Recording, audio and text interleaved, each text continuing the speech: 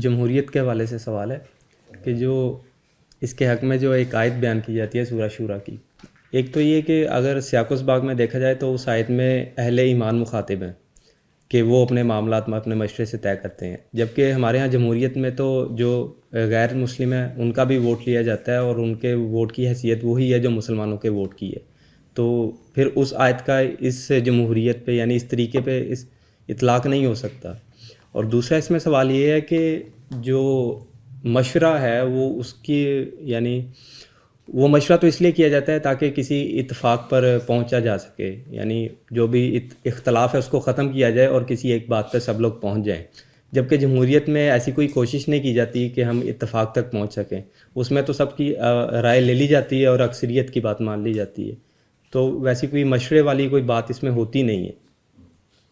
اس سورہ کے بارے میں دو بڑی باتیں ہیں جو سمجھنی چاہیے. ایک مضمون یہ ہے اس کا کہ یہ ہجرت سے پہلے اگر اتری ہے تو مدینہ میں جو کچھ مسلمان کرنے جا رہے تھے ان کو مخاطب کر کے کہا گیا ہے کہ مدینہ میں جب تم پہنچو تو یہ کام کرنے ہیں تم نے. تو اس میں امرہم شورا بینہ کا بھی معنی اس اعتبار سے اگر آپ دیکھیں گے تو پھر بعض مفسرین ہیں جن میں میرے استاد بھی شامل ہیں، انہوں نے اس کے معنی لیے ہیں کہ ان کا نظام جو ہے وہ مشورے پر چلتا ہے. اگر آیت کے یہ معنی ہے کہ ان کا نظام مشورے پر چلتا ہے تو مومن ہوں یا کافر ہوں یا نام کے مسلمان ہوں، اللہ کا حکم یہی ہے کہ نظام مشورے پر چلنا چاہیے. تو پھر وہ ایمان سے فرق نہیں پڑتا. پھر یہ کہ جو بھی اللہ کا حکم ماننے والے ہیں وہ اپنے نظام کو مشورے سے چلائیں گے. ٹھیک ہے. اب رہ گیا مشورہ کیا ہے. تو مشورے میں صحیح مشورہ یہ ہوتا ہے کہ میں کام کرنے سے پہلے آپ لوگوں سے مشورہ کر لوں کہ بھئی کیا کرنا چاہیے. مثال کے طور پر ہم اگر وقت بدلنا چاہتے ہیں اس پروگرام کا یا دن بدلنا چاہتے ہیں تو جو مستقل شرکاء ہیں ان سے مشورہ کیا جائے کہ بھئی کیا ٹائم رکھا جائے، تو یہ مشورہ ہوگا. ایک مشورہ یہ ہوتا ہے کہ میں نے پہلے ڈیسائیڈ کر لیا ہوا ہے اور میں آپ لوگوں سے تائید چاہتا ہوں یا تصویب چاہتا ہوں، یہ بھی مشورہ ہوتا ہے.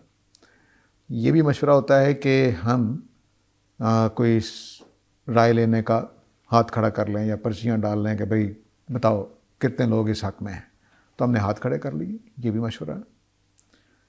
بات میں نے بتائی ہے، آپ لوگوں سے پوچھا کہ بات کیا ہے. میں نے کہا جی یہ پانی ادھر رکھنا چاہیے کہ ادھر رکھنا چاہیے، تو جو جاتے ہیں ادھر رکھیں ہاتھ کھڑا کر دیں، تو بس. حالانکہ یہاں پر بھی ہو سکتا ہے، یہاں پر بھی ہو سکتا ہے، کہیں اور بھی رکھا. تو ہو سکتا ہے کہ آپ لوگوں کی رائے یہ ہو کہ نہیں پانی یہاں ہونا ہی نہیں چاہیے، فرض کر لیں. تو لیکن میں نے بس اتنا ہی مشورہ مانگا ہے کہ ادھر رکھنا ہے کہ ادھر رکھنا ہے. ٹھیک ہے. تو یہ مشورے سارے ہی مشورے ہیں، اس میں کوئی ایسا مسئلہ نہیں ہے. البتہ یہ کہ بدنیتی اگر آدمی کی ہو تو اس کے باوجود وہ کلاس یہیں رکھے گا. کلاس اگر کہہ بھی دے کہ ادھر رکھنا ہے تو ادھر رکھ لے گا، وہ بدنیتی اپنی جگہ پہ ہے. اب دوسرے پہلو سے اس حکم کو دیکھیے تو وہ یہ ہے کہ ہر مسلمان کو یہ نصیحت کی ہے اللہ تعالیٰ نے کہ اپنے تمام امور کو وہ مشورے سے کرتے ہیں. جہاں پر بھی دو لوگ اکٹھے ہو جائیں گے، جہاں پر بھی، تو وہ باہمی مشورے سے چلیں گے. اگر ہجرت کے پس منظر سے سورہ شورا کو نکال دیا جائے تو پھر اس کا مطلب ہے کہ میں مثال کے طور پر شادی کرتا ہوں، میں اور میری بیوی ایک گھر بن گئے، تو اب میں اپنی بیوی کے مشورے سے، بیوی میرے مشورے سے گھر چلائے گی. ٹھیک ہے. میں نے یہاں دفتر میں آگے کام کرتا ہوں تو میرا کوئی باس ہے، میرے کوئی ساتھی ہیں، تو میں دفتر کے کاموں میں ان سے مشورہ کروں گا. تو ہر کام پھر مشورے سے ہوگا. تو اللہ تعالیٰ یہ چاہتے ہیں کہ بندہ مومن ڈکٹیٹر نہ بنے، اپنے تمام کام وہ مشورے سے کرے. ہمارے ہاں توہم پرستی بڑی ہوتی ہے جی، کسی سے بات کر دی کہ میں یہ کرنے والا ہوں تو نظر لگ جائے گی. وہ خدا کے ہاں ایسا کچھ نہیں ہے. آپ کو مشورہ کرنا. نبی کریم صلی اللہ علیہ وسلم جیسی ہستی کو کہا گیا ہے کہ شاورہم فی الامر. منافقین کے بارے میں بات کہی جا رہی ہے کہ یہ جتنا مرضی آپ سے لڑے، ناراض ہوں، کچھ ہوں، غلط مشورے دیں، آپ ان سے مشورہ کرتے رہیے. ٹھیک ہے نا. تو نبی کریم صلی اللہ علیہ وسلم کو مشورے کی کیا ضرورت ہے؟ ذہین ترین، لائق ترین، سمجھدار ترین آدمی، ان کو کہا جا رہا ہے کہ آپ منافقین سے مشورہ کرتے رہیں گے. شاورہم فی الامر. تو مشورہ کرنا مومن کی بنیادی صفات میں سے، نیکی کی صفات میں سے. وہ زبردستی کرنے والا نہیں ہوتا، وہ لوگوں کے اوپر دھونس جمانے والا نہیں ہوتا. تو ہمارے ہاں تو بہترین شوہر کی علامت ہی یہی ہے کہ وہ ڈکٹیٹر ہو. پنجاب میں کم از کم مجھے باقی نہیں پتہ، لیکن پنجاب میں تو وہی شوہر ہے جس کے دیکھ کر بچے بھی گھر میں سہم جائیں اور بیوی بھی سہم جائے۔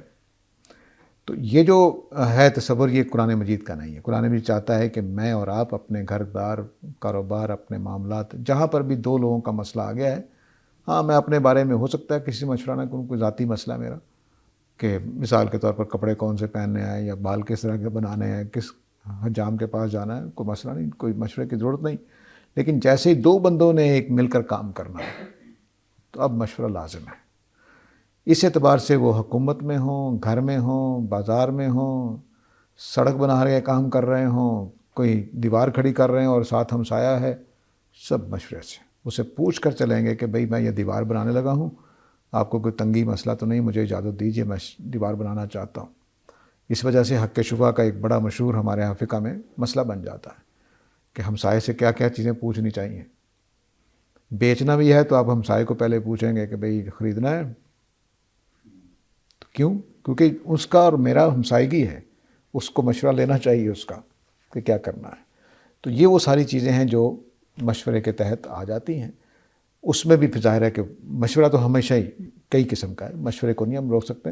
تو ہم نے ایک نظام بنایا جمہوریت کا، اس میں ہم مشورہ کیسے لیتے ہیں؟ لوگ کھڑے کر دیتے ہیں، جیسے میں نے کہا کہ گلاس ادھر رکھنا ہے کہ ادھر رکھنا ہے، تو ہم نے کہا جی یہ 4 لوگ ہیں، ان میں سے جس کو آپ ووٹ دے دیں گے ہم اس کو حکومت میں لے آئیں گے۔ مشورہ ہو گیا۔ اس کے بعد پارلیمنٹ لگتی ہے، پارلیمنٹ بیٹھ کے وہ کئی کیسز، کئی بل آتے ہیں، پاس ہوتے ہیں، فیل ہوتے ہیں، چلتے رہتے ہیں۔ اب وہ بدنیتی ہے، جیسا بھی ہے، وہ ڈرامے کریں، جو کچھ بھی ہے، لیکن کچھ نہ کچھ مشورہ ہوتا رہتا ہے۔ بے ایمانی کرنا ظاہر ہے کہ ناجائز کام ہے وہ ایک۔ اس کا ایک یہ بھی پہلو ہے کہ جو مومنین اگر مشورہ کرتے ہیں تو ان کی تو پوری کوشش ہوگی کہ ہم اللہ کی ہدایات کے مطابق ہی کوئی عمل کریں، یہ آپ کی جبکہ ایک غیر مسلم تو فہمی اس ہے۔ چیز کو نہیں سامنے رکھے گا۔ ہاں بالکل ٹھیک ہے، دیانتداری مومن میں بھی ہوتی ہے اور غیر مومن میں بھی ہوتی ہے، اور بددیانتی مومن میں بھی ہوتی ہے اور غیر مومن میں بھی ہوتی ہے۔ تو آپ نے یہ کیسے ازیوم کر لیا کہ ہر مومن ہر وقت دیانتدار ہوتا ہے، اور یہ کیسے خیال کر لیا کہ غیر مومن ہر وقت بد دیانت ہوتا ہے؟ بلکہ اس وقت تو صورتحال یہ ہے کہ ہمارے اوپر کوئی اعتبار نہیں کرتا، غیر مسلموں پر زیادہ اعتبار کر رہے ہیں لوگ۔ تو اس لیے مشورے میں انسان کو انسان سمجھنا چاہیے، اور وہاں یہ نہیں ہے کہ غیر مسلم سے مشورہ نہیں کیا جائے گا، کہیں بھی نہیں۔